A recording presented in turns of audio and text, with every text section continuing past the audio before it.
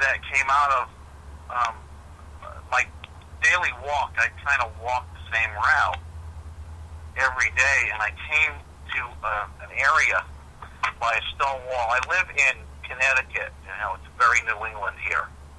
And there's a historic house just up the street.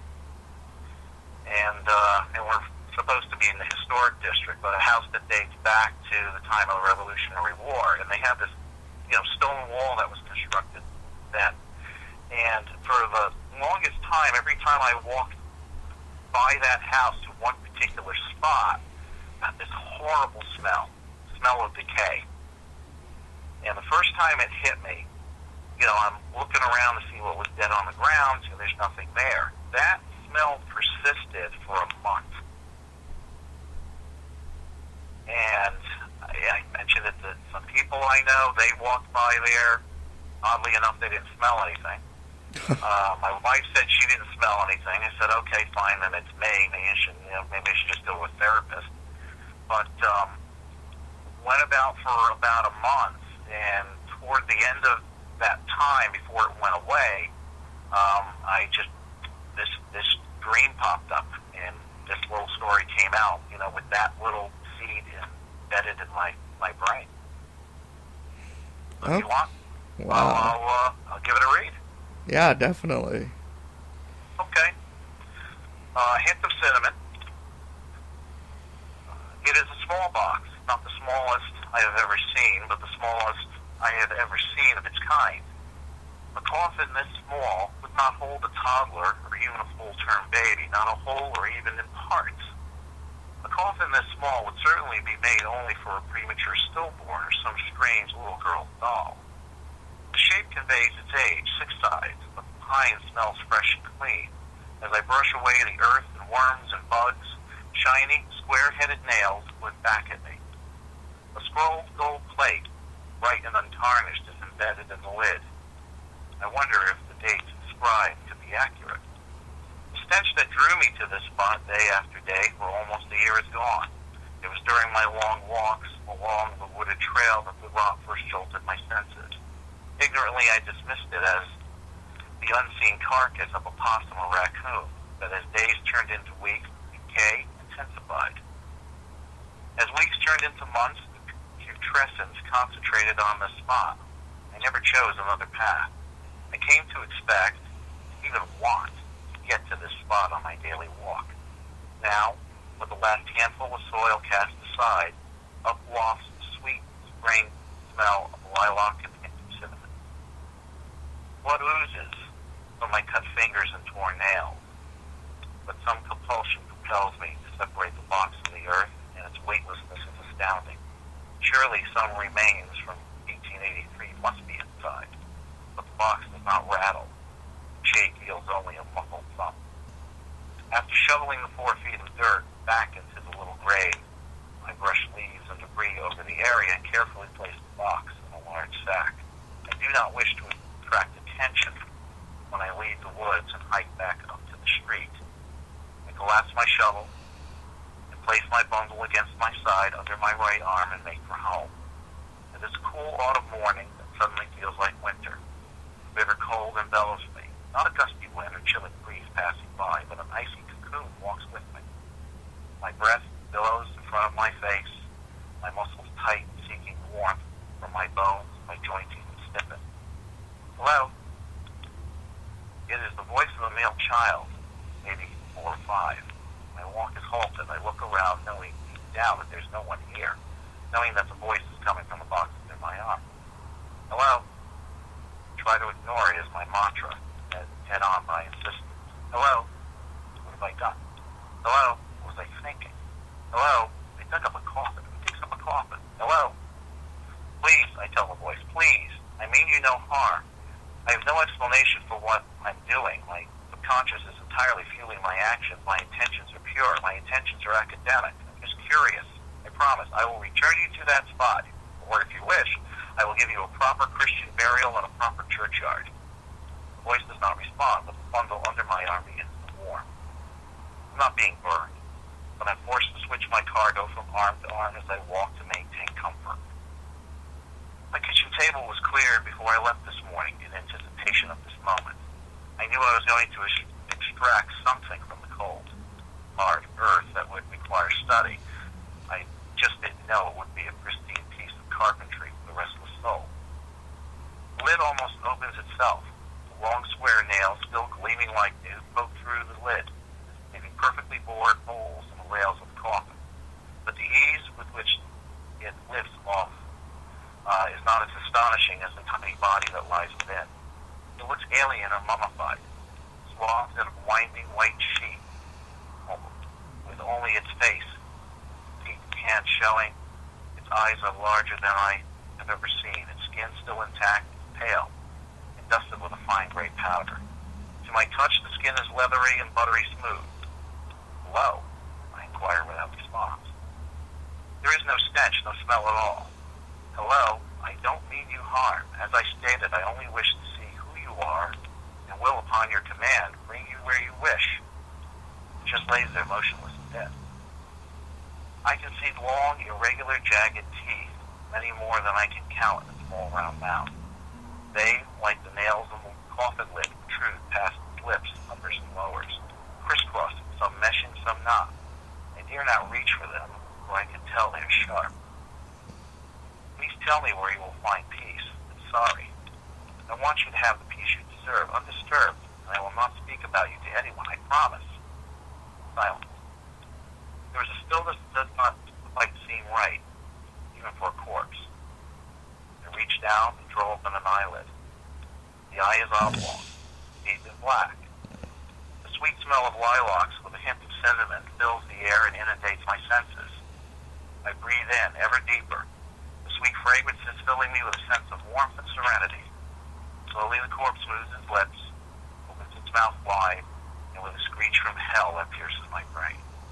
When it finally stops, my head is on fire, my ears ring, and my scalp crackles. My skin and bone throb so that I cannot feel my arms or legs. I cannot see.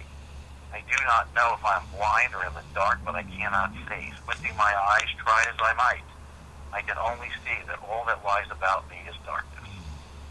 In every direction, my body is pinned or wedged against the corner made of wood.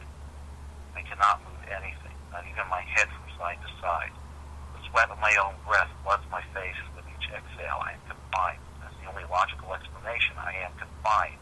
I am confined to the smallest space I have ever been in. I am pinned down, and tears well up in my eyes. I cannot wipe them. They can only flutter my eyelids in vain.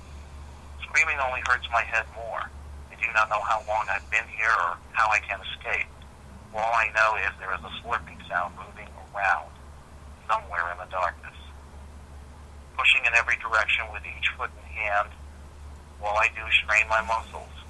At least I can finally feel my extremities. The slurping is getting louder. I grit my teeth, clench my eyes, try one last punch. Shivering, I'm on my back, on the floor. I am lying in the open on my own kitchen floor. It is still daylight as the sun sips through my windows. I can see everything so clearly. I must have passed out. What a dream. Really bad dream. While I'm not in pain, I'm covered in sweat. According to the clock on the wall, I've only been unconscious for a minute or two. I never felt any impact from the collapse. There's no blood or bump. I'm not sore or stiff. My home is quiet, quite undisturbed. Standing, I see that the little coffin is empty. But I have knocked the body on the floor as I passed out. The body appeared too fragile to have bounced or rolled. Corner to corner, the floor is clear, a little bundle. What does one do upon losing a corpse? I'm certainly not in a position to telephone the police. Maybe someone came in and took them. Not likely. The doors are still locked. The house still is empty. Besides, why leave the coffin behind? Curiously, there's no trace of lilacs and cinnamon. Cold envelops me. I'm shaking and my teeth chatter. Must be the sweat. Here, little corpse. Do not know what to do, but I have to try something. Come here, little corpse. Just as I grow colder, the aroma of fresh lilacs with a hint of cinnamon pours into my lungs. The slurping sound echoes around me. I sneeze and cough, and sneeze repeatedly, clearing my sinuses and throat. 2 needles sting my left thigh. Under my glasses, I see the diminutive corpse grasping itself in place on my leg. The dead thing is frantically darting its tongue between its to regular picking of teeth. I try to swat it off, shake my leg in the hopes he will drop. Grabbing the back of its head, I try pulling it loose, but the little monster has incredible strength.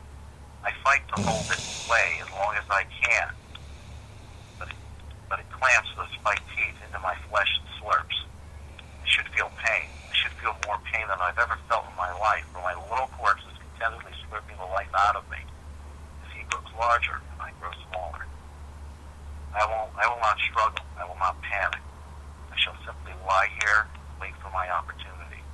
I shall conserve my energy as he told me to, and wait for another person to come through these woods and liberate me as I did. Soil thuds against the coffin's lid in a steady cadence. It is now time for me to sleep, to take in those deep breaths of lilacs and nicotine cinnamon, to drift into a sweet-smelling repose. After all, I did make a promise. Yes. Beautiful. So that was based on the unpleasant smell that you would walk by on your daily walks, right? Yep, on my daily constitutional, that's what I would get. It was a very pungent, horrible smell of decay, yeah. With not even a hint of cinnamon, huh? Not a hint of cinnamon. The hint of cinnamon came up in the writing process. That's what, spit out. The lilac and the hint of cinnamon. Well, Joseph, it's been a pleasure, and you're welcome back anytime, and also welcome to submit. And we can, Surreal Grotesque and Lurid Lit can watch each other's backs, Sure. And also you have a page on Weebly. Yes, I have a page, josephjpatchen.weebly.com, and that's where you find, what I'm doing, what I have published. You can get to a lot of it. It'll direct you to my blog. It'll direct you to the reviews. It'll direct you to the stories. And guys, I got to thank you for having me on. And again, thank you for all you've done for me. And also check out his reviews. Do you have any reviews coming up next week pertinent to anything related to Surreal Grotesque? Actually, we're going to be reviewing Kitten, the Bizarro book that Jeremy, you hooked me up with.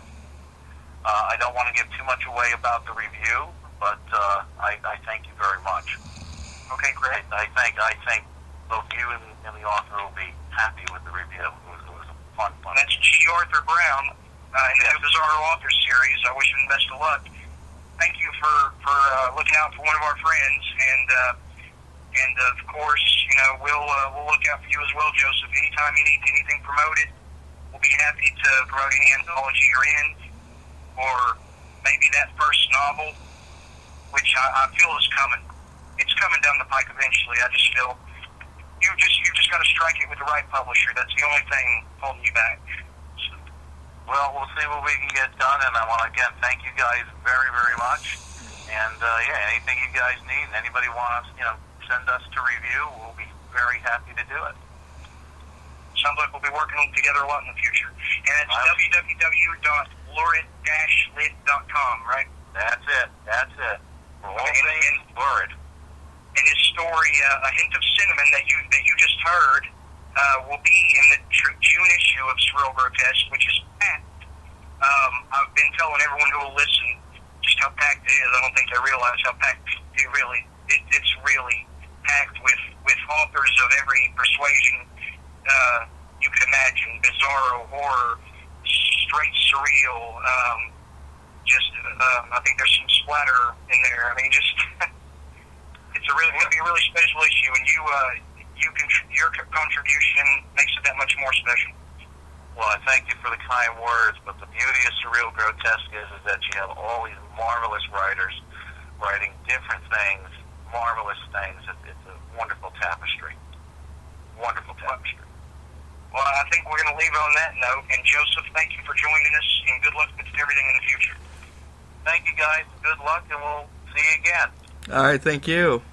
Okay, bye-bye. Bye.